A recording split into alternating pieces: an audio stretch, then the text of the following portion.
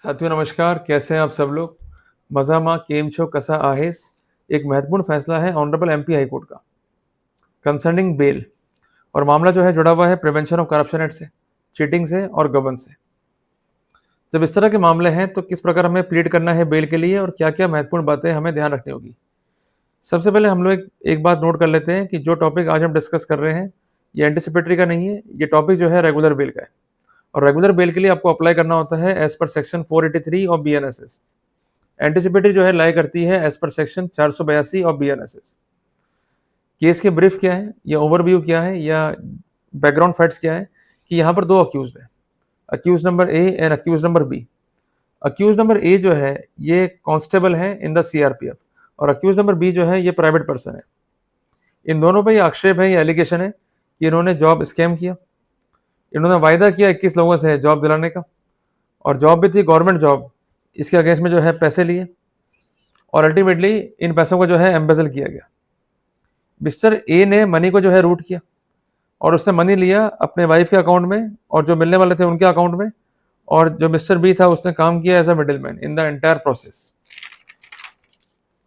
साथियों, इस केस में जब अक्यूज ने बेल को लगाया, मैं बात कर रहा हूं अक्यूज नंबर बी की, तो उसने कुछ महत्वपूर्ण बिंदुओं पे जो है जोर दिया, जिसको आज हम जो है नोट डाउन करेंगे।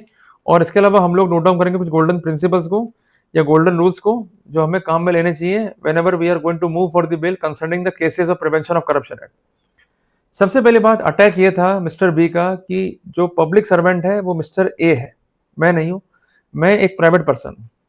दूसरी बात, उसका कहना यह था कि मिस्टर ए को जो है बेल मिल गई है, तो ऑन ग्राउंड ऑफ पैरिटी मुझे भी बेल का लाभ मिलना चाहिए। पर एक बात ध्यान रखना कि जब भी आप लोग बेल को प्लीड करते हो ऑन ग्राउंड ऑफ पैरिटी, तो आपका रोल और जो कंसर्न अक्यूज है उसका रोल होना चाहिए तो एक बराबर, या आपका होना चाहिए रोल कम। अगर आपका रोल एक्सीड कर रहा है, ज्यादा है उस व्यक्ति से या उस आरोपी से जिसको बेल दी गई है, तो आपको पैरिटी का बेनिफिट नहीं मिलेगा। तो पैरिटी के एप्लीकेशन के लिए क्या फंडामेंटल्स है ये मैंने आपको स्पष्ट कर दिया। दूसरी बात, इनका कहना यह था कि हमसे कोई भी रिकवरी पेंडिंग नहीं है, कोई इन्वेस्टिगेशन पेंडिंग नहीं है, चार्जशीट जो है सबमिट हो गया है। चार्जशीट का सबमिशन एक अच्छा ग्राउंड बनता है बेल के लिए। इसके अलावा जो भी अमाउंट डिस्प्यूटेड है ये आप जो है नोट डाउन कर लो, ये बहुत इंपॉर्टेंट चीज है और खासकर ये चीज इंपॉर्टेंट है एमपी जोन के लिए। एमपी में परंपरा है कि अगर मामला चीटिंग का है या फॉर्जरी का है या गबन का है, तो अमूमन ये स्थिति है कि जो भी अमाउंट डिस्प्यूटेड है अगर अक्यूज उसको जमा करा देता है under protest, it will show the bona fide of the accused. तो ये अमाउंट जो है जमा कराने के लिए कोर्ट के स्पेसिफिकेशन थे। और इसके अलावा कोई भी अपराधी के खिलाफ केसेस जो है पेंडिंग नहीं, ये इंपॉर्टेंट ग्राउंड जो है प्लीड किया गया। And apart from that he is not having any criminal antecedents, इस बात को भी जो है प्लीड किया गया। पर एक बात ध्यान रखिएगा कि पेंडेंसी ऑफ केसेस एक अलग स्थिति है और आपराधिक एंटीसीडेंट है या नहीं ये एक अलग स्थिति है। इसके अलावा कोर्ट को ये भी कन्विंस किया गया कि कोई रिस्क नहीं है एब्सकॉन्डिंग की, कोर्ट संतुष्ट हुआ, और कोई भी इन्वेस्टिगेशन पेंडिंग नहीं है।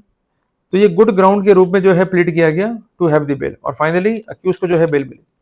तो कुछ महत्वपूर्ण प्रिंसिपल्स हैं जिसको हम कहेंगे गोल्डन रूल्स। वो क्या है कि जब भी आप बेल को प्लीड कर रहे हैं तो अपनी ड्राफ्टिंग को ढंग से करें।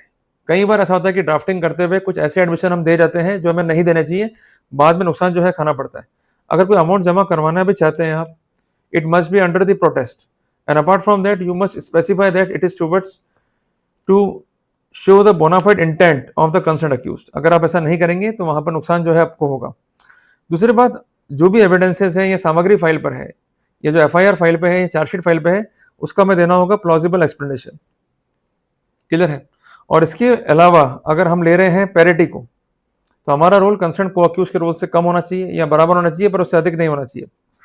और सबसे इंपॉर्टेंट बात है कि जो भी डिस्प्यूट अमाउंट है अगर आप जमा करवाते हैं एमपी में, खासकर इस तरह के मामलों में, तो वहां पर चांसेस जो है बेल के बढ़ जाते हैं और कुल मिलाकर के आपको अपना आचरण जो है शो करना है बोनाफाइड। तो ये महत्वपूर्ण जो है आधार बनते हैं बेल के। तो मैंने आपको स्पष्ट कर दिया कि ग्राउंड्स क्या है बेल के और गोल्डन रूल्स क्या है बेल के और किस प्रकार जो है प्रोसीड करना होता है और इसको लेकर के क्या नियम कायदे हैं या दाव पेच है। तो मैं उम्मीद करता हूँ कि मैंने एक महत्वपूर्ण जानकारी आपको दी। जल्दी मिलेंगे एक नए टॉपिक में। टिल देन, जय राम जी की।